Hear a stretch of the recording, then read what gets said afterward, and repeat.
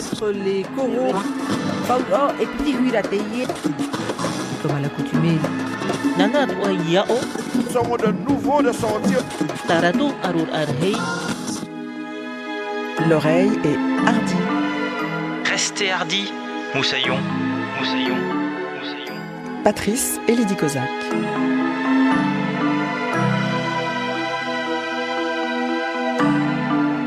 Bienvenue dans l'émission qui met toutes les cultures des Outre-mer dans son cabas.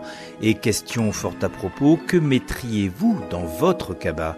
Vous savez, ces fameux cabas en plastique pas très écolos, mais qui sont entrés petit à petit dans l'imaginaire des Outre-mer, singulièrement du côté des Antilles. Cabas pour faire ses courses, cabas pour ranger, cabas des vendeurs sur le marché, cabas pour y fourrer tout et n'importe quoi.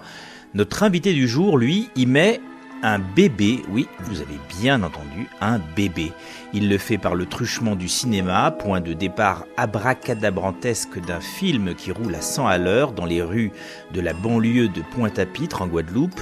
Premier film, première réussite pour notre invité, qui a fait tout à la fois un film d'auteur, matinée d'action et d'adrénaline, tout en restant fidèle à l'image de l'archipel.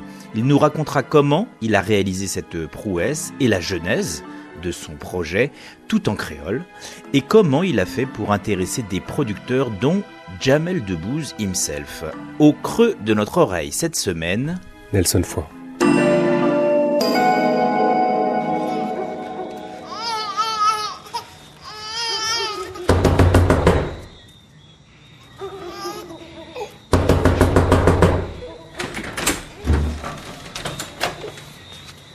Les gars là, 5h du matin.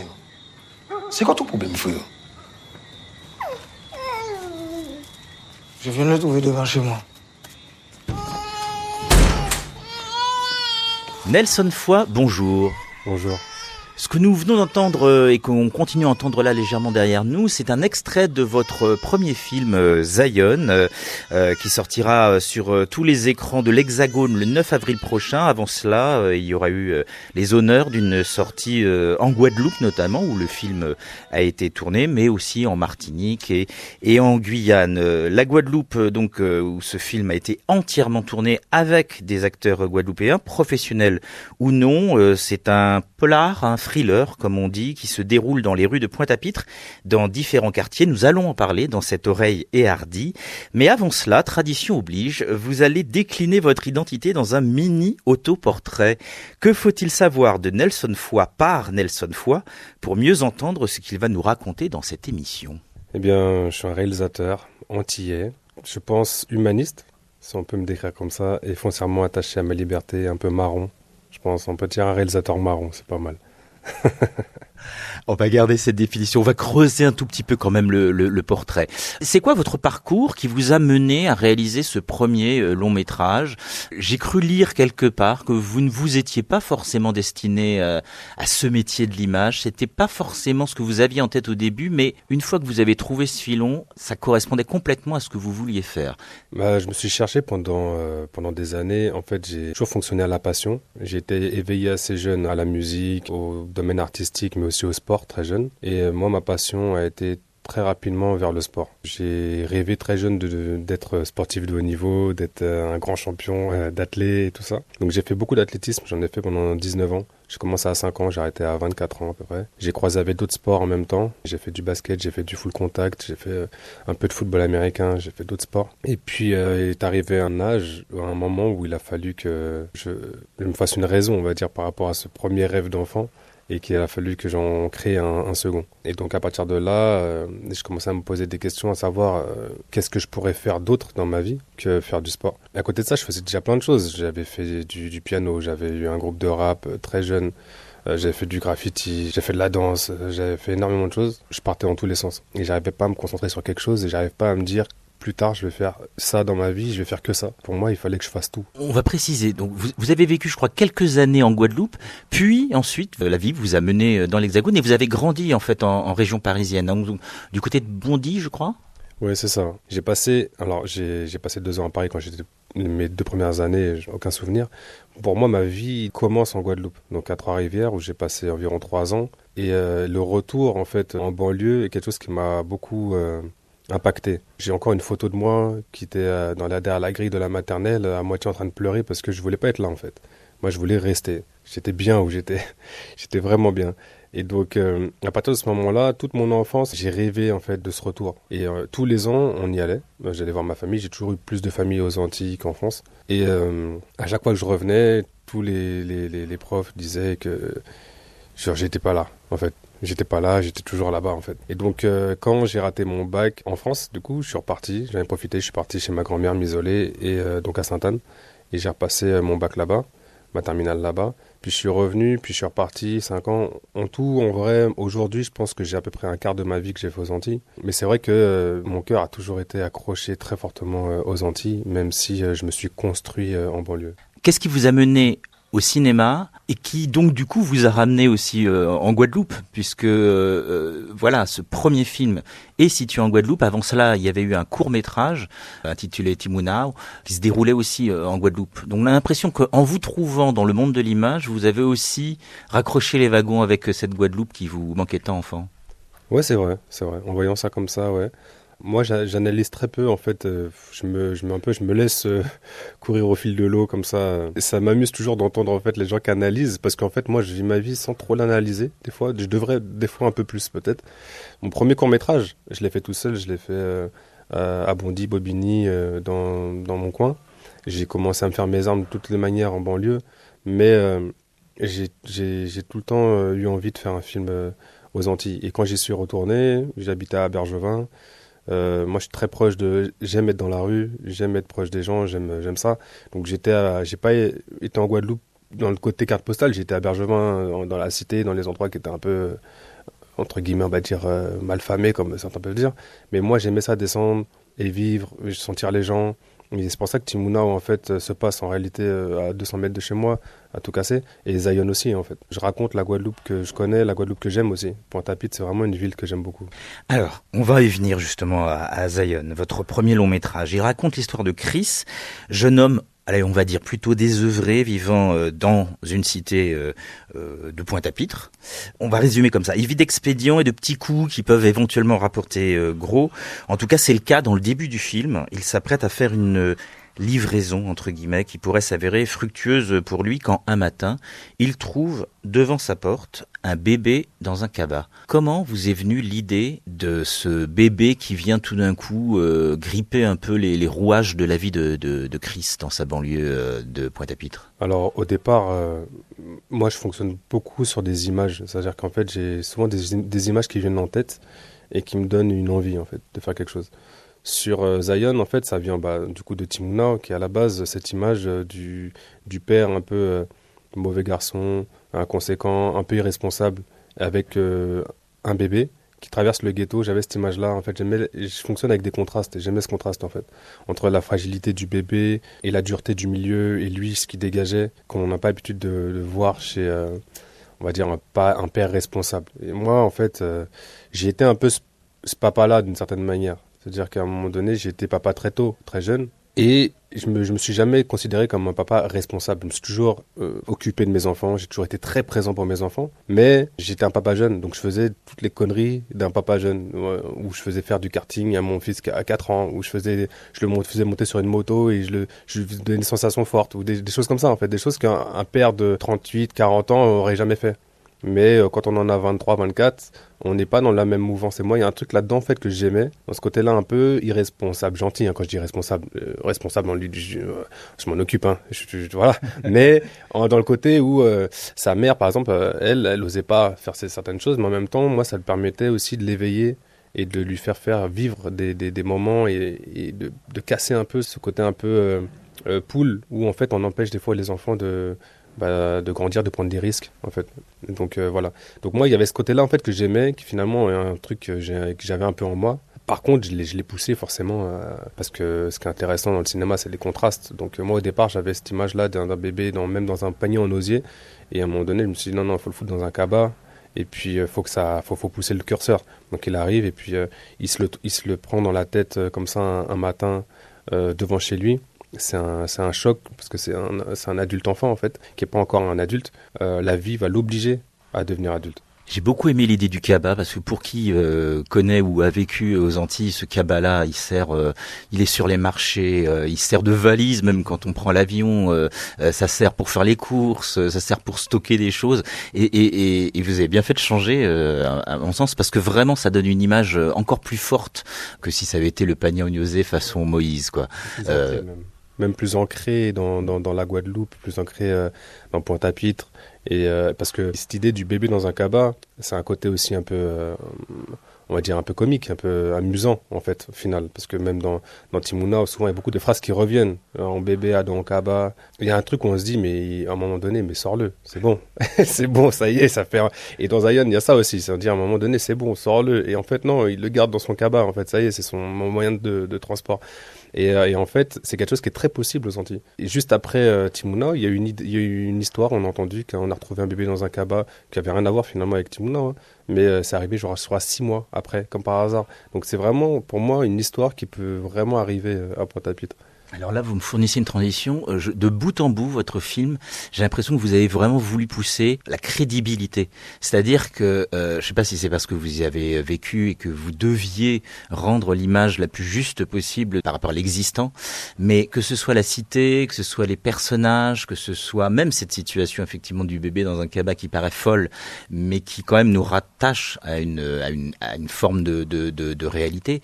La thématique même, le père absent, mais qui lui, là, en l'occurrence, par contraste, est très présent de bout en bout auprès de ce bébé. Tout ça, voilà, ça donne le sens d'une crédibilité que vous avez voulu pousser vraiment jusqu'au bout, jusqu'aux images. Voilà, tout ça, vous avez voulu pousser la crédibilité. C'était un objectif numéro 1, ou c'est, puisque vous êtes moins dans l'analyse et plus dans la sensation, c'est venu petit à petit, naturellement. Moi, je raconte ce que je vois à travers mon filtre. Donc, moi, je pense, en tout cas, que les Guadeloupéens reconnaîtront la Guadeloupe dans Zion. Ils verront Zion, ils vont dire, mais c'est la Guadeloupe. Maintenant, il peut y avoir des gens qui disent, c'est pas la Guadeloupe que je connais. C'est possible, mais en tout cas, moi, c'est la Guadeloupe que moi je connais. C'est la Guadeloupe que moi j'ai vécue, que moi j'ai vue. Et Chris, pour moi, c'est un Guadeloupéen comme il y en a des milliers. Alors, c'est pas forcément tous les Guadeloupéens, mais il y en a plein dans des quartiers comme ça. Des jeunes qui sont un peu dans des situations précaires, qui sont difficiles. Moi, je raconte juste ce que je vois. J'essaie de rendre l'histoire la plus crédible par rapport à ce que je connais. Et après, la manière de mettre en scène, c'est encore autre chose. C'est que j'ai un peu une tendance, moi, à magnifier l'existant. Alors, c'est peut-être un peu prétentieux de dire ça, mais je veux dire à le rendre un peu plus sexy, visuel. Parce que j'aime beaucoup aimer, par exemple, La Haine. La Haine, c'est un peu ça. Ça rend le ghetto un peu graphique. La Haine de Mathieu Kassovitz, qui est encore très présent dans la mémoire de cinéastes, d'ailleurs, de votre génération. Ouais, tout à fait. Et moi, ce qui m'a marqué dans La Haine, c'est ça. C'est comment il a rendu la banlieue graphique. Et moi, j'aime le ghetto, j'aime raconter la rue, en fait. Mais j'aime aussi tout ce côté-là esthétique de la rue, en fait. Et donc, j'ai un cinéma qui est assez esthétisant. Et puis, vous aimez aussi, en montrant cette Guadeloupe-là, y mettre une part d'imaginaire, de conte. Il y a quelque chose de très christique dans la situation de ce bébé dans son cabas. Il y a le personnage du prophète qui amène un certain nombre de choses de l'ordre des croyances en Guadeloupe. Il y a l'imagerie aussi du carnaval. Il y a quelque chose de très magico-religieux christique que vous avez aussi voulu mettre. Parce que ça fait partie aussi des sensations que vous avez de ces quartiers-là. Ouais, et puis même de la Guadeloupe de manière générale. Moi, il y a quelque chose que j'aime profondément aussi chez nous, c'est aussi notre capacité à voir le magique en fait. Il y a quelque chose qui, dans la culture occidentale, s'est cassé là-dedans en fait. C'est détaché du magique. Et on s'est séparé de ce qu'on ne voit pas. Et les Antilles, même l'Afrique, on va dire cette descendance africaine aussi, est toujours restée un peu ancrée là-dedans, dans le côté où il y a énormément de choses qu'on ne voit pas, en fait beaucoup plus de choses qu'on ne voit pas que de choses qu'on voit. Et ça, je crois vraiment en ça, même aux énergies, aux choses qu'on ne voit pas et qui existent. Et ça, c'est vraiment quelque chose que j'aime en fait dans ma culture, dans mon pays. Il fallait que ce soit un polar, thriller, je sais pas comment dire. Il y a une forme de noirceur qui appartient au thriller. Ça, vous aviez, c'est quoi? C'est des références cinématographiques, c'est une envie de raconter à l'image une Guadeloupe qui, elle aussi, peut être haletante, peut être, peut participer d'une forme d'entertainment. On peut aussi faire ce genre de film dans ces pays-là. Bien sûr, on peut. Et des histoires, on en a des milliers à raconter. Mais c'est pas le cas. C'est depuis peu qu'on commence à découvrir la Guadeloupe, la Martinique, la Réunion, etc. Sous cet aspect-là, c'est pas le genre de film qui était produit jusque-là. Non, bien sûr, mais parce que on a pris nos territoires comme des décors.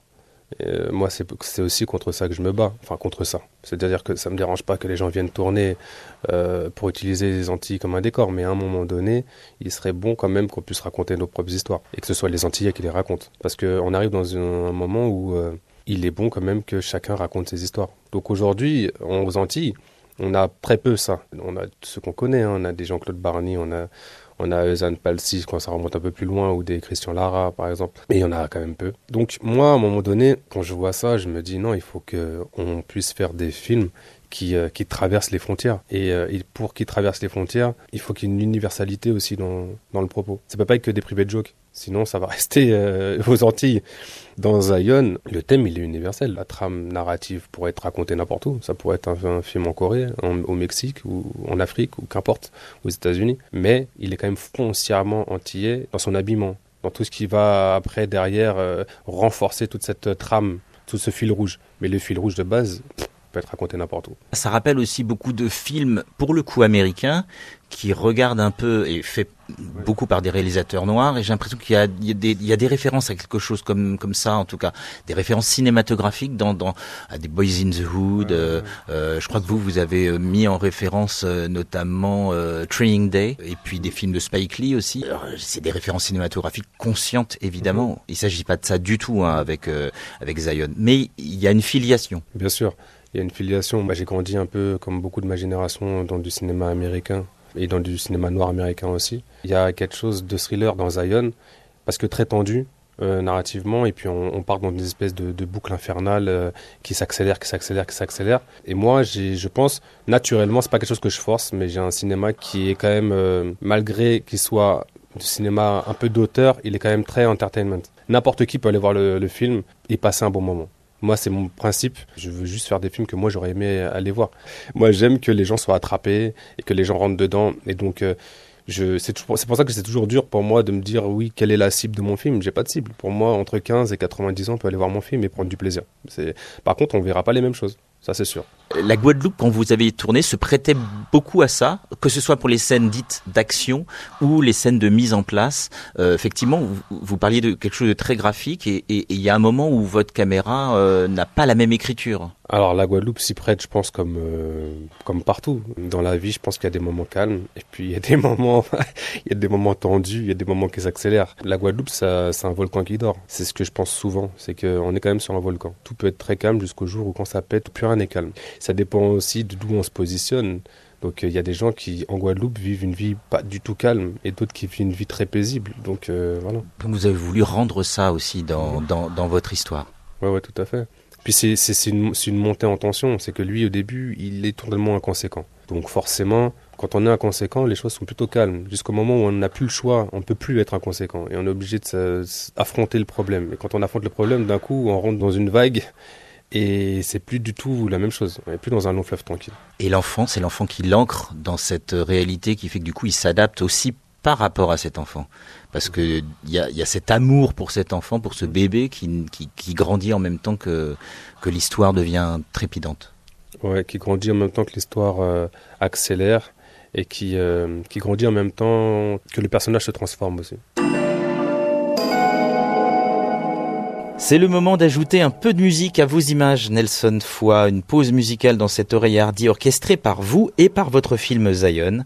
À certains moments, la musique joue un rôle essentiel. Tout d'abord, qui a composé la musique, on va dire la musique d'ambiance générale de votre film ?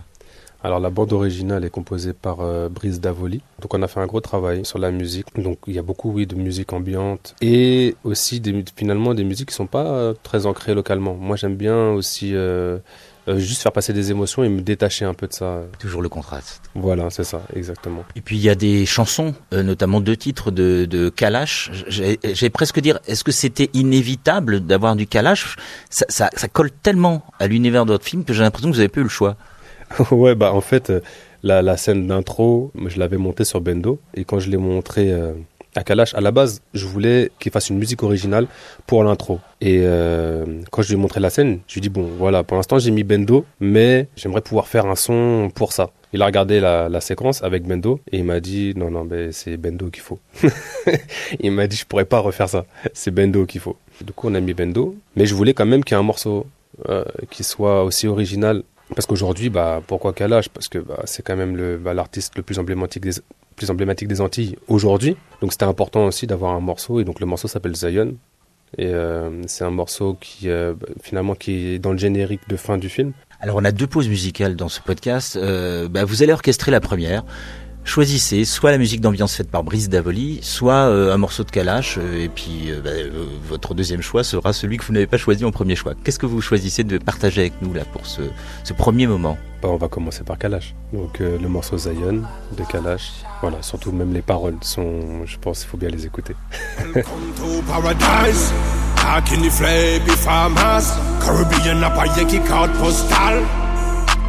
Réalité la plus hard.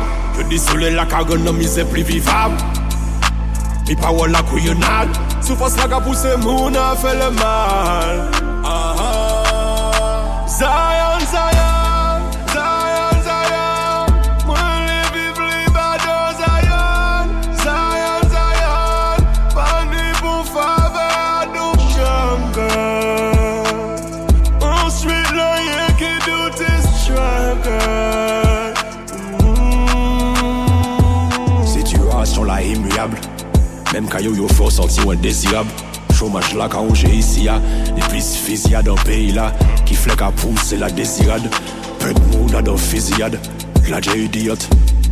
Ici y'a nèg gâchou et nèg bouchen. Que nèg acheté un crédit en la main y'a nèg ça misérable. Ça aide.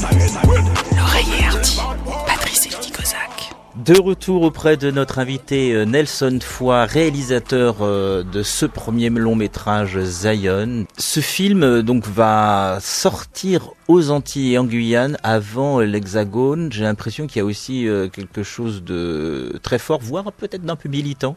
C'est de se dire que ça a été tourné chez nous, pas avec des acteurs et des actrices de chez nous, et il faut que ça sorte et que les gens de chez nous le voient d'abord. C'était important pour vous que ça se passe comme ça ?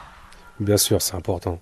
On va dire que de manière générale aux Antilles, on n'a pas beaucoup d'avantages par rapport à la métropole. Faut quand même, c'est un minimum que sur un film qui est purement antillais comme ça, qu'on ait au moins cet avantage-là. Donc non, pour moi c'était juste une évidence. Donc moi j'en ai parlé tout de suite au distributeur. J'ai dit le film faut qu'il sorte avant aux Antilles, c'est sûr. Et de toute manière ils étaient dans la même mouvance. J'ai pas eu besoin de me battre pour ça. Ils ont dit oui, ça me paraît logique. Voilà, comme les ch'tis sont sortis plus tôt dans le nord, voilà, donc nous il fallait que ça sorte avant, et finalement ça sort quand même bien avant, le 14 mars contre le 9 avril, donc il y a quand même quasiment un mois d'avance, donc là on est vraiment, on est bien. Comment Jamel Debbouze et sa société de production s'est intéressé à financer ou à aider, en tout cas à soutenir très fortement ce premier film avec un réalisateur antillais, mais inconnu du monde cinématographique. Comment ça s'est fait ? Ça s'est fait par le biais d'un ami à moi qui s'appelle Mohamed Hamidi, qui est un réalisateur qui a déjà fait 5 longs métrages. Bon, pas à l'époque. En fait, j'ai rencontré Mohamed, c'était un voisin à Bondy, un voisin de mes parents, rencontré par hasard. J'étais en train de tourner mon premier court-métrage tout seul, avec 800 € de ma poche. Et il a vu le montage et il a vu apparemment en moi un potentiel. Et donc, à partir de là, il m'a beaucoup aidé, il m'a beaucoup soutenu dans ce que je faisais. Mais encore une fois, le cinéma, faut faire son chemin seul. C'est un chemin de croix qu'on doit faire tout seul. Personne ne va nous donner les clés et nous dire, voilà, je te présente un tel et puis voilà, ton film va être fait. Ça n'existe pas. En tout cas, pas quand on vient de nulle part, comme moi, ça n'existe pas. Quand je dis que je viens de nulle part, c'est pour dire que j'ai pas de réseau dans le cinéma de base. Mais effectivement, après, moi, j'ai fait mes preuves avec Timouna, en fait. C'est mon premier court-métrage produit, on va dire. Et donc, à partir du moment où j'avais fait Timouna, j'ai montré mon montage à Mohamed, mon premier montage. Et là, je me rappelle qu'il m'a dit, là, il commence à y avoir du niveau. Et donc, à partir de là, il m'a dit, ça, je vais le montrer à Jamel. Je dis, cool, enfin, ça faisait plusieurs années déjà, depuis mon premier court-métrage. Et donc, il lui a montré. Et tout de suite, derrière, Jamel dit, organise-moi un rendez-vous avec lui, je veux le voir. Donc, j'ai été dans son bureau. Je l'ai rencontré, c'était un peu lunaire comme rendez-vous parce que il me disait que des trucs assez incroyables. Bref, comme quoi j'avais l'apanage des grands réalisateurs, que ceci, cela, et que lui il voyait en moi vraiment quelqu'un, un futur grand. Donc j'ai dit ok. J'ai dit ok. Et derrière il me dit voilà, je sais que tout le monde va t'ouvrir les portes en grand ou te dérouler le tapis rouge, mais moi je veux que ce soit avec moi que tu le fasses. Alors moi quand il me dit ça, je le prenais un peu pour un fou. À ce moment-là, j'habitais à Bergevin, j'ai gagné 0 € par mois. C'était ma femme qui ramenait l'argent pour que je puisse faire les choses. Donc quand c'est Jamel Debbouze qui me dit t'as pas besoin de moi, je lui dis mais qu'est-ce qu'il me raconte? Ça n'a aucun sens. Bien sûr, j'avais envie de crier à l'intérieur, je le disais pas. J'étais poker face, mais en vrai, j'ai envie de lui dire mais bien sûr que j'ai besoin de toi. Et au final, j'ai compris avec le temps un peu ce qu'il voulait dire. C'est-à-dire qu'en fait, il peut pas faire les choses pour moi. Il peut pas me déclencher 3 millions pour faire mon film. Même grand Jamel Debbouze qu'il est, en fait. C'est à moi de faire le chemin. Par contre, lui, il me donne son soutien, son appui. Un coup de fil s'il y a besoin, de temps en temps, pour accélérer un rendez-vous. Mais pas plus. Par contre, une fois que le film est fait, ce qu'il me disait, fais-moi un bon film, et ensuite on voit. Quand je lui ramène le film, il regarde le film, il dit ok. Et je lui dis, tu vois, je t'ai pas menti. Voilà. Il dit ok, d'accord. Et là, maintenant, c'est évidemment une super force de l'avoir avec moi. C'est-à-dire que ça permet... c'est un nom, ça débloque pas mal de choses. Parce que mine de rien, on peut faire le meilleur film du monde, il faut pouvoir aussi en faire parler. Et le fait d'avoir Jamel dans son équipe, pour ça, c'est un grand plus. Il donc aide ce film une fois qu'il est fait. Ouais. Vous l'avez fait avec des acteurs, quelques-uns professionnels, beaucoup de non professionnels. Vous l'avez tourné en bonne partie en créole. Vous avez dit c'est comme ça et pas autrement? C'est pas comme ça qu'on peut arriver, je pense, devant Canal+ et France 3, et leur disant c'est comme ça et pas autrement. Mais droit dans ses bottes en tout cas. Oui, voilà. Et en tout cas, il faut défendre son beefsteak et expliquer. Et surtout, en fait, je pense que les gens sont pas stupides non plus. Ils ont besoin de comprendre. Et s'ils comprennent pourquoi ça a un intérêt fondamental que le film soit en créole en partie, ils le comprennent. Ça n'a pas été facile, non, c'est sûr, parce que c'est réalisateur inconnu, tout se passe aux Antilles, comédien inconnu, parle en créole à plus de 60-70% du film quand même, et que des comédiens noirs quasiment, en tout cas afro-descendants, on va dire. Ouais, c'est. Donc, il y avait de quoi effrayer, quoi. Ouais, il y a de quoi faire peur. Ouais, il y a de quoi faire peur. Puis ça n'a jamais été fait, à ce que je sache, dans le cinéma français. Un film avec 100% des comédiens afro-descendants. Je ne crois pas que ça ait déjà existé. Je veux dire, même rue Cazeneuve, il y a des comédiens blancs, puisqu'il y a les colons. Oui. Je veux dire, là, on est vraiment dans un truc où c'était même pas une volonté. C'est que comme je raconte quelque chose dans cet univers-là, voilà. Je me suis même pas dit, je veux qu'il y ait que des noirs et tout ça, mais après coup, je me suis dit, ouais, c'est vrai, en fait, ça. Je crois pas que ça ait été fait, ça. Donc, ouais, assez fier de ça. Ouais, assez fier. Donc, non, voilà, je pense que ça n'a pas été facile, mais je les remercie vraiment d'y avoir cru. Après, on nous a demandé de faire une VF quand même, donc de doubler derrière. Donc on est obligé de doubler. On parle bien de doublage et pas de sous-titrage, parce que les sous-titres c'est normal, les gens qui n'ont pas créolophone ont besoin d'avoir le truc. Mais là, on vous a demandé aussi de faire une version doublée. Ouais, on a demandé de doubler les passages en créole. Parce que si on veut des passages en télé derrière, à une certaine heure, il faut que ce soit en français. Les gens regardent les films en VO, les séries en VO avec du sous-titre et ça pose aucun souci. Pardon, là, excusez-moi, je grince un peu les dents, ça se voit pas, mais on vous a demandé une VF, d'accord, ok. Ouais, pas le choix. Et puis ça coûte cher en plus de faire une VF. Donc du coup, ça nous prenait dans notre budget, mais en même temps, ils nous donnaient beaucoup aussi, donc... Enfin, faut jouer le jeu. Voilà, faut jouer le jeu, il n'y a pas le choix. Donc on l'a fait. Maintenant, moi, ce que je trouve bien, c'est qu'elle ne sort pas au cinéma, cette VF. Ce qui est plutôt bien, parce que elle est pas du même niveau que la VO. La VO est super. Et puis même, de toute façon, faut s'ancrer dans la Guadeloupe. Et c'est comme si... je veux dire, c'est un peu comme regarder un manga en français, quoi. C'est un peu moche. Compliqué de faire cohabiter acteurs non professionnels et acteurs professionnels. Première question. Et puis deuxième question, comment avez-vous trouvé votre acteur principal qui était déjà dans le court-métrage Timounao? Pourquoi avoir voulu poursuivre avec lui? Vous auriez pu choisir quelqu'un de plus assuré sur le plan de l'actorat, quoi. Première question difficile, non. Déjà, il y a très très peu de comédiens professionnels. Ouais. Quand je dis professionnels, c'est qui en vivent, hein. Ou en tout cas qui ont beaucoup d'expérience là-dedans. Il y en a très peu, en vrai. Et en fait, quoi qu'il arrive, même si ils cohabitent ensemble, en fait, c'est beaucoup plus facile pour un acteur non comédien, entre guillemets, de jouer avec un comédien professionnel. Parce que jouer, c'est une émulation. On joue mieux avec un bon comédien, clairement. Donc un comédien qui n'a pas l'habitude, quand il est en face d'un très bon comédien, il va élever son niveau de jeu naturellement. Après, pour répondre à... La deuxième question, donc sur Sloan. Ouais. Sloan Descombes. On s'est croisés par hasard pendant le casting de Timounao, mais en fait, je castais des personnages féminins et il était venu avec sa copine. Donc, je lui ai demandé de donner le texte parce qu'en fait, il fallait que je me concentre sur elle. Lui, il a dit, ouais, mais moi, je sais pas faire ça, tout ça. Je lui dis, c'est pas grave, lis, moi, de toute façon, je te regarde pas. Et puis dès qu'il a lu, il avait un truc naturel, tout de suite, j'ai senti quelque chose. Je dis, putain, il a un truc, en fait, lui, de naturel. Il s'approprie le texte facilement, et puis c'est fluide. Donc après, on a énormément travaillé, il a fait Timuna, et il a quelque chose. Déjà, il est un peu imperméable à la pression. Je veux dire la vérité, c'est assez impressionnant quand même pour un de nos comédiens. C'est-à-dire qu'on peut être 15 autour de lui, il joue. Il se pose pas la question de savoir si les gens sont en train de le filmer ou pas. Il a une intelligence de jeu, il sent la caméra. C'est-à-dire qu'il se positionne très facilement en fonction de la caméra. Et c'est naturel, ça se voit pas.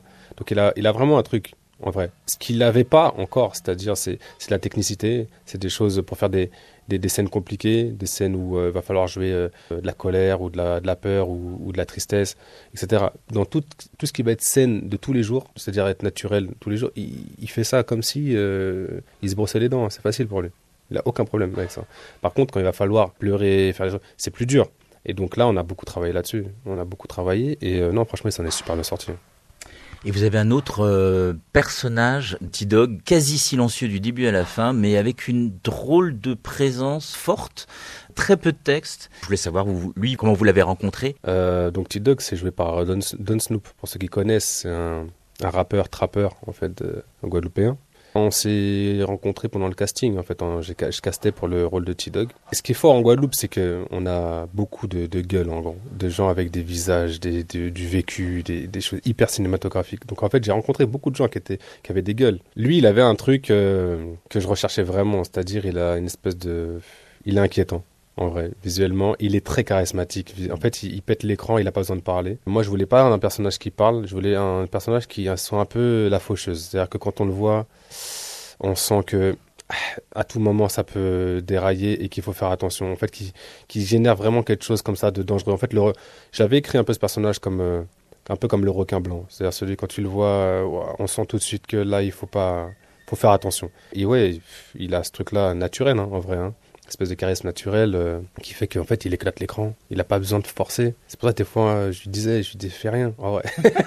Fais rien, ça suffit. Ouais, ça suffit vraiment. Et au final c'est vraiment un personnage qui marque parce qu'à chaque fois tout le monde me parle de T-Dog tout le temps. Ce personnage-là revient. Ouais. C'est le moment de votre deuxième pause musicale. Alors du coup, comme vous nous avez offert Kalash en premier choix, du coup en deuxième choix, vous allez choisir un moment orchestré par Brice Davoli. Waouh, ça c'est pas facile parce qu'il y a beaucoup de moments et qui racontent des choses différentes. Ouais, moi je dirais la séquence de fin. L'espèce de petite balade au piano de fin qu'on a beaucoup travaillé. J'ai passé beaucoup de temps à la fin. On n'avait plus de temps, plus d'argent, plus rien. On a dit c'est bon, c'est comme ça. Je disais non, je me suis battu. Je dis non, c'est pas fini. Il faut qu'on refasse tel moment, tel truc. Là, c'est pas la bonne couleur. D'accord, ça démarre pas au bon moment, etc. Je pense que c'est le morceau sur lequel j'ai mis le plus d'énergie. Donc, et puis je trouve qu'il est quasi parfait. Moi, je trouve pour la fin de la séquence, j'aime la couleur, j'aime comment il nous transporte, j'aime comment il nous fait finir le film. Enfin, j'aime tout dans ce morceau. Une composition donc de Brice Davoli.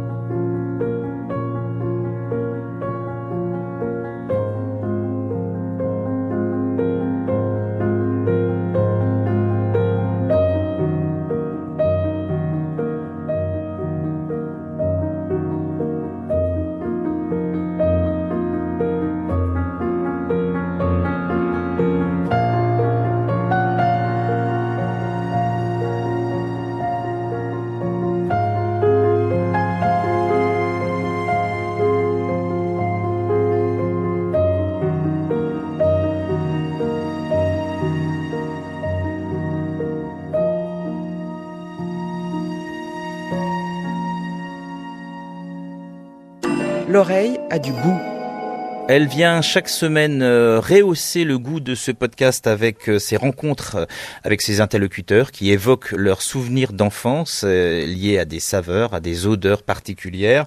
Aujourd'hui, on retrouve Raoul à La Réunion du côté du Piton-Saint-Leu. Il nous parle du chant des pintades, qui est un son pour lui qui symbolise son enfance entre les champs de Cannes. Écoutez. C'est le chant des pintades. Mais qu'est-ce que vous Je ne sais pas pourquoi ça me vient à l'esprit là. Je comprends rien à ces choses-là. Allez, moi je m'en vais, j'ai un série. Je ne sais pas quelle idée que vous faites des pintades.